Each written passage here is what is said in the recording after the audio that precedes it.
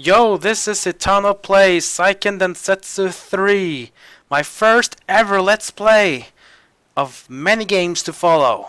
And since Secret of Mana was my first ever playthrough that I did with non-commentary, what more fitting than to take the game that followed Secret of Mana, which is Seiken Densetsu 3. A game that has never seen the release in the West officially, but Squaresoft created the game in Japan. And what a game, what a hype it had. Now before I talk more about this game, you probably want to know what this game is about and what's the cause of things happening in this game. Let's go through the intro. Once, when the world was yet trapped in darkness, the goddess of mana felled 8 incarnations of disasters that guided the world to destruction, the god beasts, with the sword of mana, and sealed them in 8 stones. And as darkness left, the world was created. The goddess of mana turned herself into a tree and fell asleep. Many years passed. Due to the actions of some who plot to unleash the god beast from the stones, obtain powers surpassing even that of the gods, and to make the world their own, conflict breaks out, heralding the end of peace. Yeah, that sounds pretty dramatic right there. So, obviously, mana is a source of power that, of course, evil beings wants to control and to maintain. That's pretty rough. Anyways, the intro is continuing here. Mana is rapidly disappearing from the earth. Even the mana tree has begun to wither. This is kinda crazy. So things are going really bad. You see, look at that. You see the birds are flying out. This is clearly a sign that something bad is going on. And you see these 4 things just flown off from what should be the mana tree. You can probably think that these are the messengers of the mana goddess, who is now the mana tree. They have to find a hero that can restore hope in the world. As you see, the travels of these fairies that they have to go through is very rough. One of them couldn't make it, and thus the fate of the world is now left in 1 less fairy. 3 remain, or should we say 2 remain. And these fairies know that the hope of all the world is in their hands, and another fairy just gone on. 1 left. This fairy knows that it cannot stop. It is so depending that someone receives its message, because the world needs to be saved. And that is the introduction of Seiken Densetsu 3. Pretty awesome. This game is really great, and it's such a sad thing that this game has never seen the light outside of Japan. But let's talk more about this game, shall we?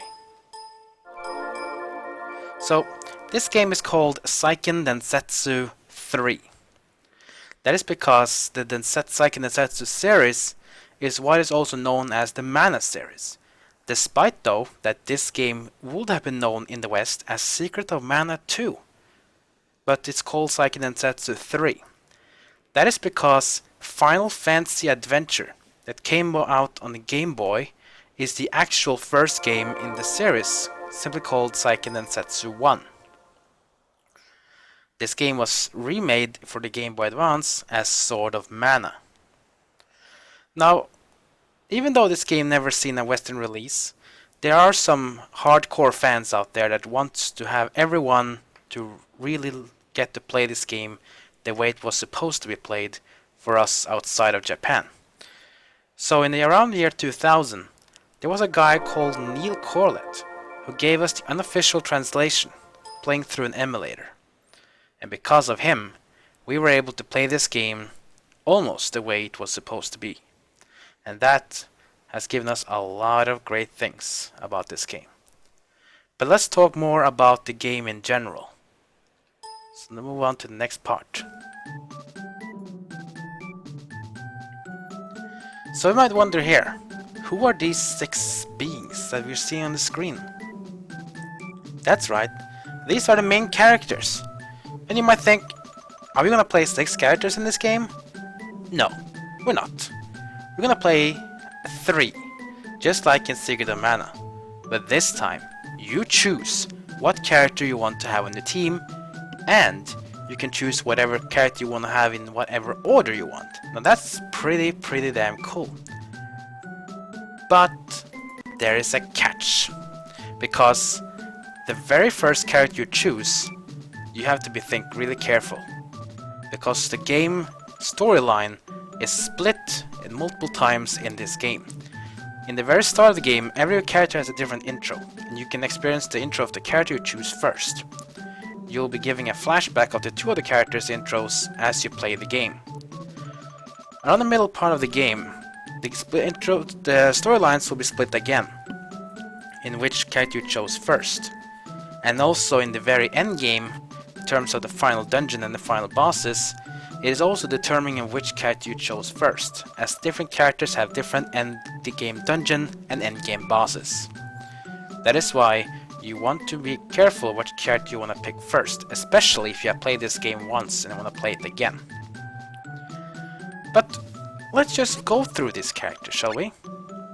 As you see here, on the top, we have 3 male characters. And on the bottom, we have 3 female characters. So let's go with this guy. He's Duran. He's a fighter from the land of Forsina.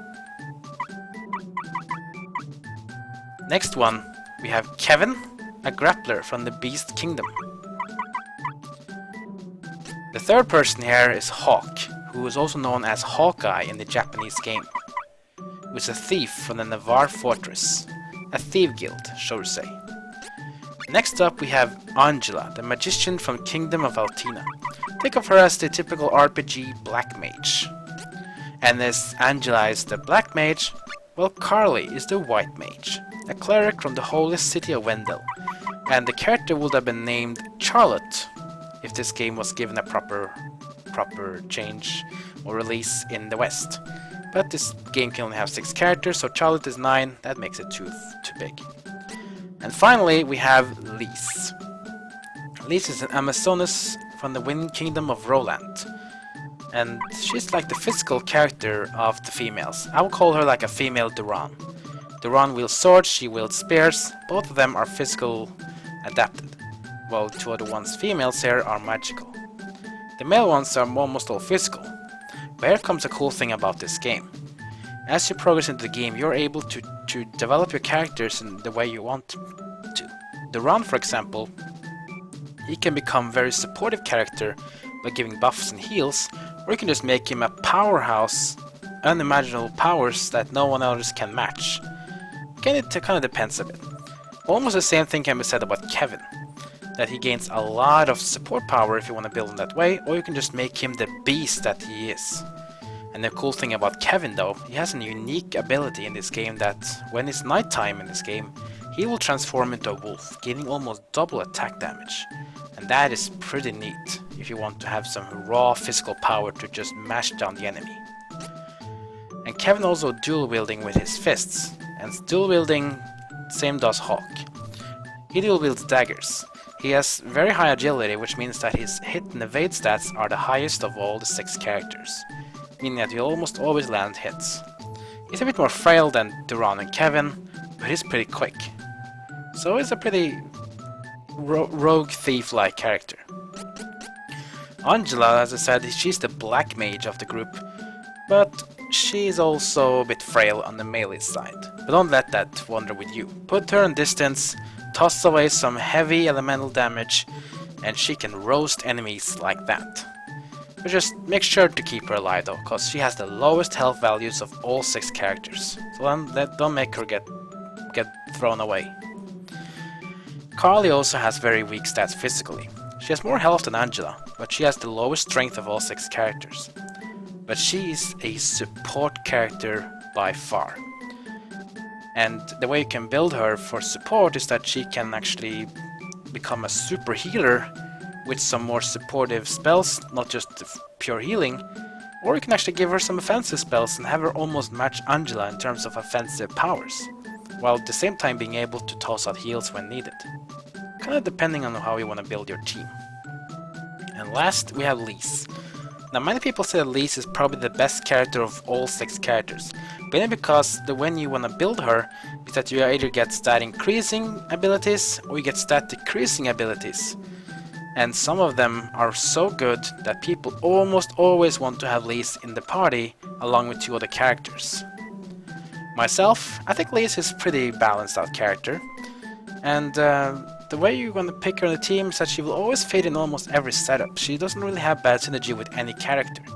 Kinda depends how you want to do it, or how you want to play it. You can pretty much stick any team you want, even though some teams synergize well with others, but if there's one character synergizing well with almost everything, it has to be Lise. Now, as I said, the storyline in this game is split in different ways, determining which character you pick first. The main storyline is split in 3 ways, and one male and one female character here shares the same storyline. You have Duran and Angela have almost the same storyline. It's pretty much the same, except that of course they have some different motives on why they want to do. But in the end, the storyline they have is pretty much the same. The same goes also for Kevin and Carly, and lastly, the same goes for Hawk and Lise. So if you have played this, let's say I played this game before and you picked, for example, Angela and 2 other characters, but you don't want to have the same storyline in your next playthrough, then you should choose either Kevin, Carly, Hawk, or Lise as your next character as the first one. This will give you a different storyline in terms of antagonists, endgame dungeon, and endgame bosses. If you want to just have a mixed group with all storylines, you pick one of each row, like for example Duran, Carly and Lise, or maybe Angela, Kevin and Hawk, for example. Or if you just want to have maximized focus on one storyline, make your first and second character from the same column, like for example Duran Angela, Kevin Carly, or Hawk Lise. Kinda depend what you want to do it. You can do it multiple ways. There's a lot of fun things to explore, and the replayability of this game in terms of playing this game again after you complete it once is actually pretty good. Also because the way I told you how to build your character, so if you want to build Duran's support for one playthrough, then you play it again and then you make Duran the powerhouse that he is. I'll go more through what this really means when we get there in my Let's Play. But in the start, this character is split into 6 different intro stories. And I decided that I'm gonna do every story for these characters, which means I'll do Duran, Kevin, Hawk, Angela, Carly and Lise intro stories in that order. Once I'm done with all of these 6, I'll then move on to the main storyline. And here's also what I'm going to do.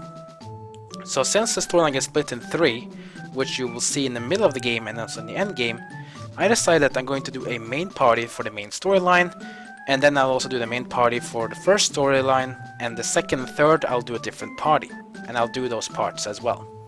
For example, when we are in the middle of the playthrough, I'll do 3 different parties throughout the parts of the game where the storyline is split, and when it's back to the same again, I'll go with the main party again. And of course for the end dungeon and end bosses, I will do them all. 3 different parties, 3 different endgame dungeons, 3 different endgame bosses. It's going to be a lot of fun for sure. A lot of parts of course to go through, but I want you to see everything this game has to offer. So that's why I'm going to do it. So I have decided the following. My main party is going to be Duran, Kevin and Hawk. Basically a full male group. This of course means that for my second playthrough, I'm going to be using the female group.